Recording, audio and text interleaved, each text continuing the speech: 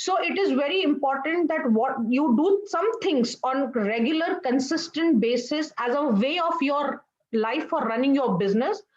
Then there is a compounding effect, which I spoke about yesterday also. Right. So let's look at what are the things that you can do which will have a compounding effect on your cash growth. Right. So first of all, who will pay you money? Why? How? Where does money come from? Right? When you're how is money generated? Money is generated by selling a service or a product. Who is buying that service or a product? Some people who you call as customers or clients. Right? Now, if you are only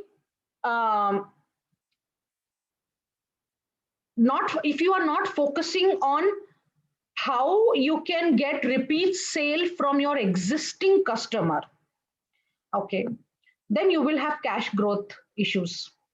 Because if you just somebody is coming to you one time, only one transaction they have done with you, you will end up in cash growth issues sooner or later. Right? The 80-20 rule is applicable everywhere. 20% of your customers give 80% growth to you, will do 80% business with you. 20% of your revenue is coming from 20% of your customers. But all of us are very busy acquiring new customers. I have seen that in business. Most of us focus on not only SME business owners, even bigger brands.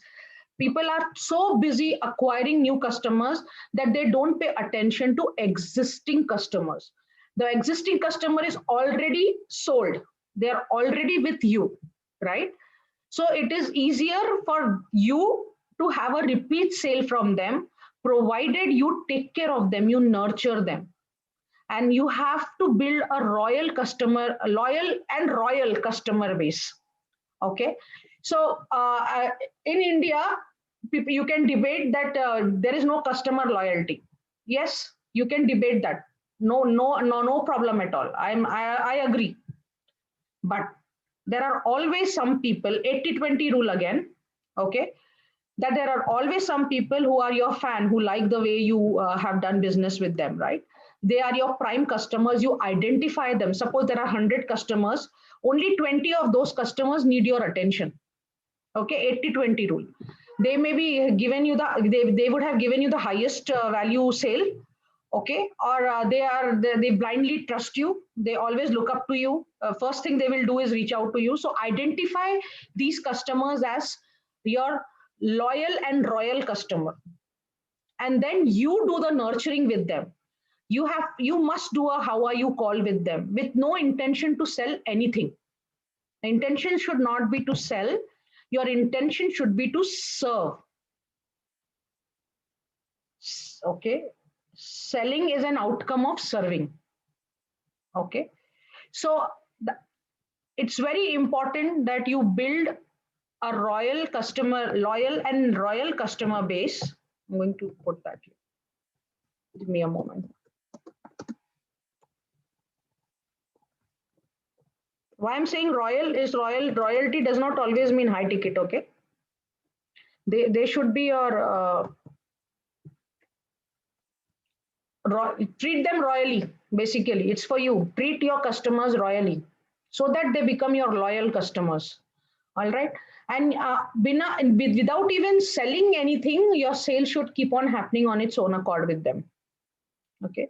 These are personal insights from IT company and retail, especially jewelry showroom, that when we started focusing on our existing customers who have given us a lot of business by sending them flowers on their birthday to their home, or some cake, but now Swiggy and all is there, right? We do that once in a month. Earlier, now I'm not doing this because I'm done with my existing businesses. My focus is sharing my insights and knowledge, but it is a process which has been set that my husband, or at least my staff, the core, the first line, they will make a personal call every month. How are you call? So what happens is, first of all, you're on top of their mind. If there is anybody in the family who needs jewelry, they recommend. And if they have an upcoming celebration or occasion in their home, they come.